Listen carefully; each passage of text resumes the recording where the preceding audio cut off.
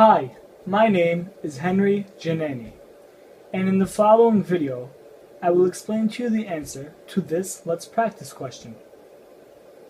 Let's start by acknowledging that any atom in its natural state will have a charge of 0, or a neutral charge. Therefore, sodium, bromine, calcium, aluminum, and sulfur in their natural state will all have a charge of 0. In order to determine the number of protons and the number of electrons that an atom has in its natural state, we look at the periodic table and look for the atomic number of the atom.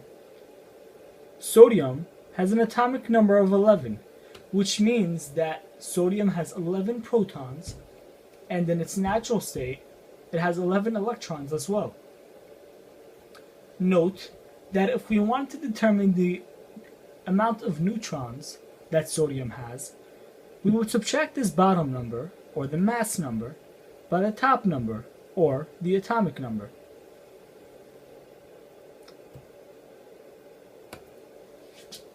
In order to determine the charge of the sodium ion, we look at the periodic table and try to see where on the periodic table is the sodium atom. Sodium is a group 1 element. Group 1 elements want to lose one electron in order to become stable, which means that sodium, in order to become stable, wants to lose one of its electrons, making the amount of electrons that it has 1 less than before, or 10. The amount of protons that it has will always be the same, because the amount of protons that an atom has is integral to the identity of the atom. So the amount of protons between any atom and its ion will always be the same. The charge of the sodium ion, since it has lost one electron, will be a positive 1 charge. For bromine, as we said before, the charge of bromine in its natural state will be 0. The amount of protons that it has will be the atomic number. For bromine, the atomic number is 35, which means that it has 35 protons, and in its natural state, 35 electrons as well. Bromine is a group 17 atom, which means that it wants to gain one electron in order to become stable.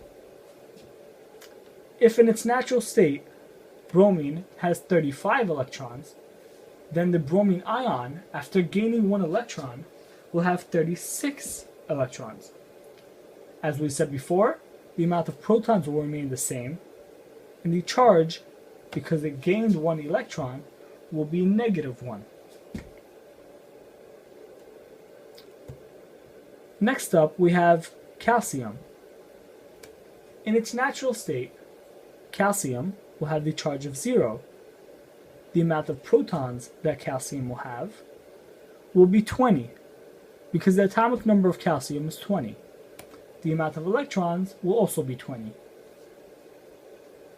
The calcium ion, however, although it will have the same number of protons, it will not have the same number of electrons. Calcium is a group 2 element, which means that in order to become stable, it wants to lose 2 of its electrons. If it has 20 electrons in its natural state, then the calcium ion will have 18 electrons because it will have lost 2 of its electrons, making the charge a positive 2 charge. For aluminum, in its natural state, the charge will be 0. The amount of protons that it has will be the atomic number, or 13. In its natural state, it will also have 13 electrons. However, because aluminum is a group 13 element, in order to become stable, it wants to lose 3 electrons, which means that the amount of electrons that it has will be 10. The resulting ion will have a positive 3 charge. For sulfur, in its natural state, like we said before, sulfur will have a charge of 0. The amount of protons and the amount of electrons that sulfur will have will be the atomic number, or 16. For the sulfur ion, since sulfur is a group 16 element, it will try to gain 2 electrons in order to become stable, which means that the resulting ion will have a negative 2 charge, and instead of having 16 electrons like the atom in its natural state, the sulfur ion will have 18 electrons.